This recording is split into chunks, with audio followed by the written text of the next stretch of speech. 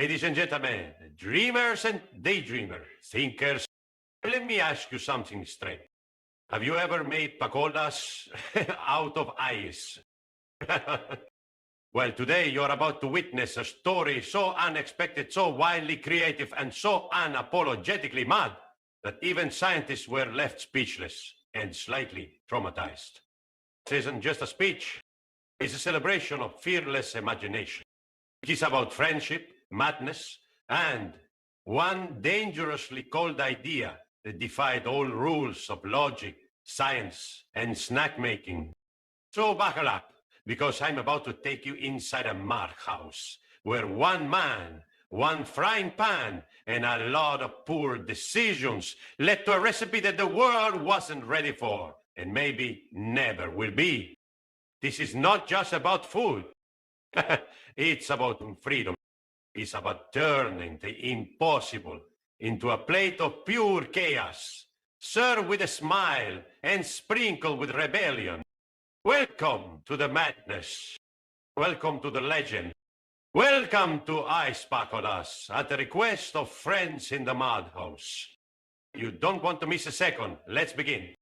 The recipe that shocks scientists captures the absurd brilliance of how something born purely from madness managed to reach the attention of people who usually spend their lives studying logic, chemistry, and the laws of nature. The concept of scientists being shocked isn't about them running calculations or double-checking formulas. It's about the sheer confusion they felt when confronted with something so wildly irrational, it broke their sense of professional reality. Ice pakoras, by all accounts, should not exist, yet somehow they did. Not only existing, but being prepared, served, and eaten with conviction in the Madhouse. What makes this so shocking to scientists is not the physical recipe itself, but the violation of everything they understand about matter, temperature, taste, and survival. A pakora, traditionally, is something fried in hot oil, crispy, spicy, savory. It involves technique, temperature control, proper ingredients, and timing. In contrast, this ice pagoda was built on the opposite principles. No oil, no real heat, no actual spices, and ingredients that would make a 5-year-old say, "Are you sure?" Yet the creators in the Madhouse didn't hesitate for a second. Instead of chili powder, they proudly used sand, claiming it added crunch. Instead of salt, mud was used, perhaps because it looked seasoned. Coriander was replaced with grass, plucked fresh, probably while someone moved in the background for authenticity. The entire dish was bound together with ice, which would naturally melt during cooking, if there had been any real cooking. When news of this experiment reached the outside world, particularly the scientific community, it caused reactions ranging from disbelief to quiet existential panic. Some researchers assumed it was a prank. Others thought it was performance art. But when photos of the ingredients surfaced, along with eyewitness accounts from a nurse who tried to stop the process but was distracted by someone painting with face in the hallway, the scientific community had to respond. They sent a small team, not because they believed it was a breakthrough, but because they were deeply, deeply concerned. The scientists arrived, clipboards in hand, lab coats iron, mentally prepared for anything. Or so they thought. Nothing could have prepared them for the sight of mud-dipped ice cubes garnished with grass, arranged like gourmet dishes on plastic trays stolen from the hospital kitchen. The scientists took samples. One sniffed the mixture and lost consciousness. Another took a tiny bite and quit science the next day, now performing street magic in a small town. The remaining team didn't publish their findings. In fact, they never officially acknowledged the event happened. Not out of fear, but because they simply didn't know how to explain it in scientific terms without losing credibility. To this day, unofficial records mention a group of unknowns creating a substance that broke culinary laws and emotional boundaries. But the man behind it, the creator of the infamous ice pakora, is never named. His identity remains classified, not because of danger, but because science has no category for him. Innovation is generally celebrated as a beautiful intersection of imagination, intelligence, and the desire to solve real-world problems. But there are certain times when innovation isn't about changing the world, it's about confusing it, entertaining it, and occasionally scaring it a little. Such is the case when madness and creativity combine in the purest, most unfiltered form, leading to what we can call innovation gone wild. This isn't the kind of innovation that ends up in textbooks or TED Talks. This is the kind of innovation that gets whispered about in confused labs, late-night therapy sessions, or among psychiatric patients sitting in a circle, clapping for each other's ideas. And nothing, absolutely nothing, defines this concept better than the event that took place in our fictional Madhouse. Let's start from the setting, a madhouse. Not a lab, not a university, not a tech incubator, but a full-fledged house of wildly imaginative individuals whose understanding of logic is either permanently broken or brilliantly redefined. In a place where one person talks to plants, another dances with mop handles, and a third insists he's a biscuit from 1983, creativity has no limits. Mainly because no one remembers where the limits were in the first place. So when someone, perhaps high on inspiration or just breakfast cereal, declares, "Let's make pakoras out of ice today," it is not met with confusion or criticism. It's met with applause, excitement, and dangerous encouragement. A key ingredient of such wild innovation is unfiltered belief. In the madhouse, belief isn't based on evidence or logic. It's based on how exciting an idea sounds. And ICE Pakoras, that's exciting. That's fresh. That's suicidal to taste buds, but thrilling to the soul. It's not about whether it makes sense. It's about whether it makes people go, "Wait, what?" This kind of innovation isn't about... There are no cost analysis, no prototypes, no focus groups. There's just desire, confusion, and some leftover onions that someone tried to use as earrings earlier in the day. The process begins with one simple but powerful factor, a request. Not a formal order or well-thought-out proposal, but a spontaneous, deeply unserious-sounding request from a fellow inmate who possibly hasn't blinked in 3 days. Make us ICE Pakoras, they say, and that one sentence becomes the launchpad of culinary chaos.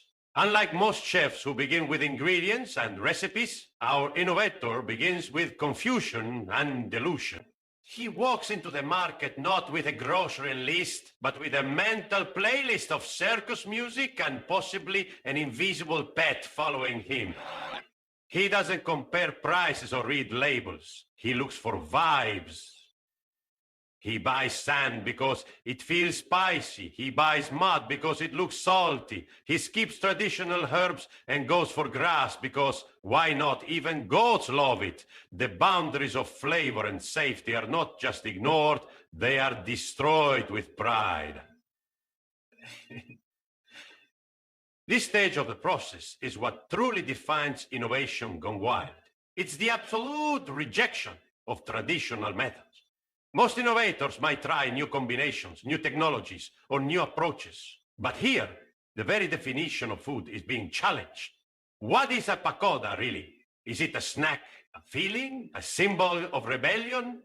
According to the Madhouse logic, it is anything you want it to be, as long as it's fried in questionable intentions and served with a side of confusion.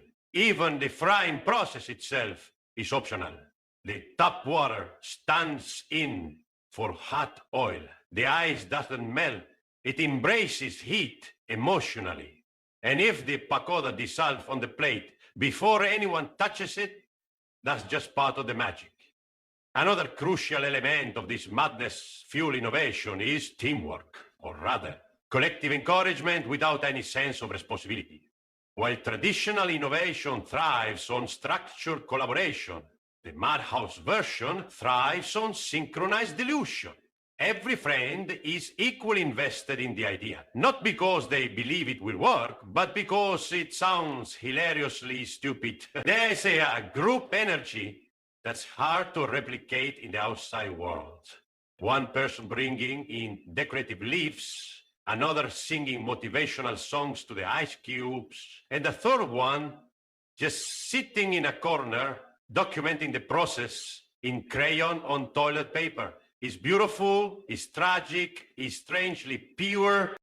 In the midst of this, something truly profound happens. Fear disappears. In normal circumstances, innovation is always threatened by fear. Fear of failure, fear of ridicule, fear of loss. But in the Madhouse, no one fears failure because failure is the default. You can't fail if you never intend to succeed. By conventional standards, the goal is not to create something useful or tasty. The goal is to live a moment that is completely, unapologetically ridiculous. In this kind of environment, creativity becomes fearless because there's no expectation to impress or perform. The only objective is to dive deep into imagination and pull out whatever chaos floats to the surface. Once the ice pakoras are prepared, assuming they haven't melted or walked off on their own, the result is not a meal, but an experience. People don't eat it for nourishment. They eat it for the story.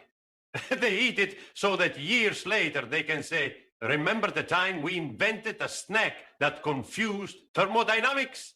It becomes legend. It becomes part of Madhouse folklore.